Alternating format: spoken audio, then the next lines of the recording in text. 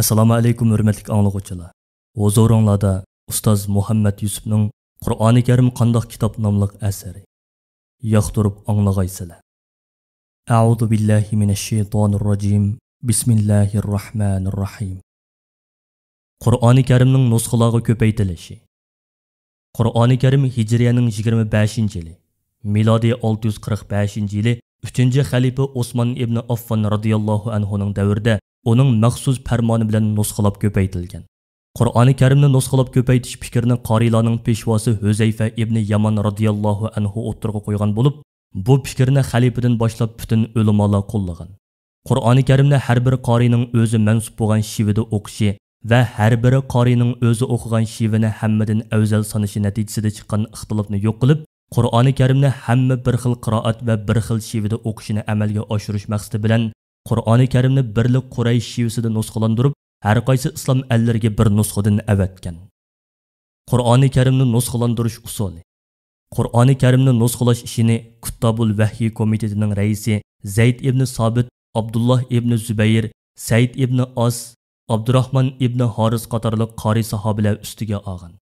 Qur'oni Karimni nusxalandirishga belgilanganlar birinchi xalifa Abu Bakr radhiyallohu anhuning zamonida to'plangan Qur'oni Karim nusxasini Payg'ambar alayhissalomning ayoli Hafsa radhiyallohu anhaning uyidan so'rab ib kelib, nusxalarni Qur'oni Karimning mushu nusxasiga asoslanib nusxalantirgan. Ondan asli nusxani yana Hafsa radhiyallohu anhaga qaytarib berib, yangi nusxalardan birini xalifa Osman radhiyallohu anhu o'z yanida ib kelib, qolganlarini islom allaridan har biriga bir nusxadan Qur'oni Karimni birdan bir qori bilan qo'shib avatib bergan va har joyda Qur'oni Karimning mushu nusxasini o'qish to'g'riliq maxsus farmon chiqargan. Ondan mushu qitim nusxalandirgandan boshqa Qur'on deb sanalganlarning hammasini ko'ydirib tashlagan.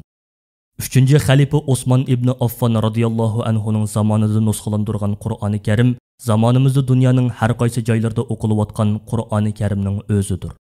Bu nusxa Mushaf Osmani, ya'ni Osmani Qur'on deb atalib kelmoqda. Osman ibn Affon radhiyallohu anhuning zamonida ko'paytilgan Qur'oni Karim nusxalari 5 edi deganlarmi va 6 edi deganlarmi bor. Ammo xalifa Osman radhiyallohu anhuning Misr, Bahrayn, Yaman, Makka, Basra qatorliq shaharlarga birdan Qur'oni Karimni birdan qori bilan qo'shib avatganligi aniq. Ilgirgi arab ilifbasi. Ilgari arab ilifbasidagi harflar cheksiz yoziladi. Masalan, jimni hadin, rani zadin, sinni shindan ayirib turadigan chekitlar yo'q edi. Lekin arablar odati bo'yicha bu cheksiz harflarning qaysini ba, qaysi t va qaysi sa ekanligini so'zning bosh oxiriga qarabla hech bir qiyinchilik his qilmasdan bilib oladi va to'g'ri o'qiydi. Shunga payg'ambar alayhissalomning zamonida Qur'oni Karim oyatlarining o'qish belgilarini bekitishga hojat yo'q edi. Payg'ambar alayhissalom olamdan o'tib qisqa vaqt ichida islom dini arab emas qavmlar orasiga keng tarqalishga boshlagan.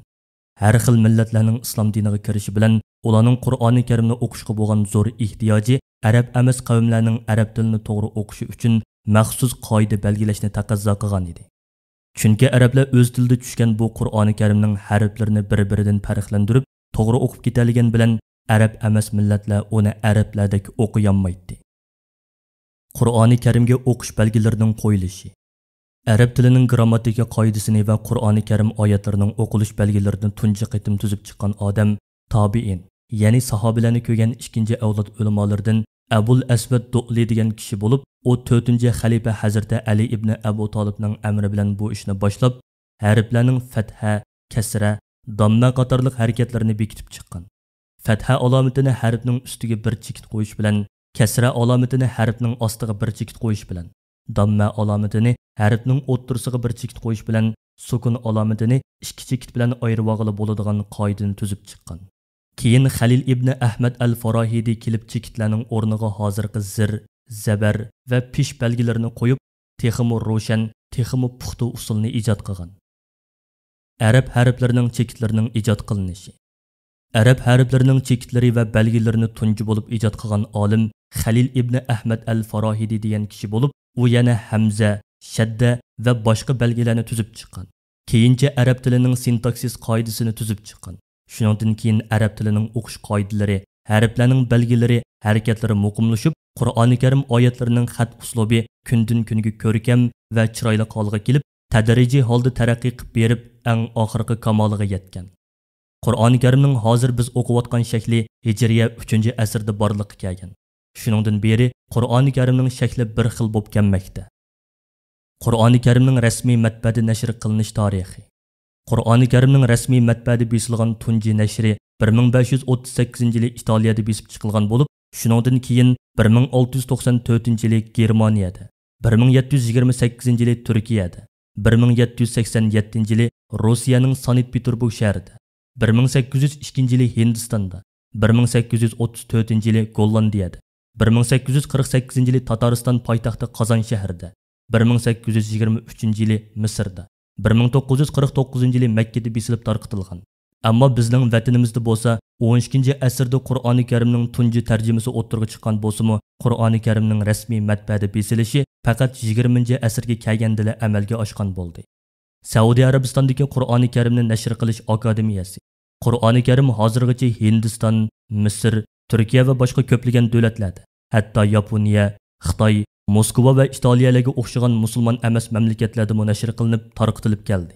Keyingi vaqtlarda Saudiya Arabistonida Qur'oni Karimni bir xil shakl va bir xil xat nusxasi bilan besib, uni butun dunyoda umumlashtirish maqsadi bilan Saudiya Arabistonining sobiq podshohi marhum Fad ibn Abdul Aziz o'z nomidan Madina Munawvar shahrida Qur'oni Karimni nashr qilish akademiyasi qurib chiqishni qaror qilgan va oxiri uni qurib chiqqan.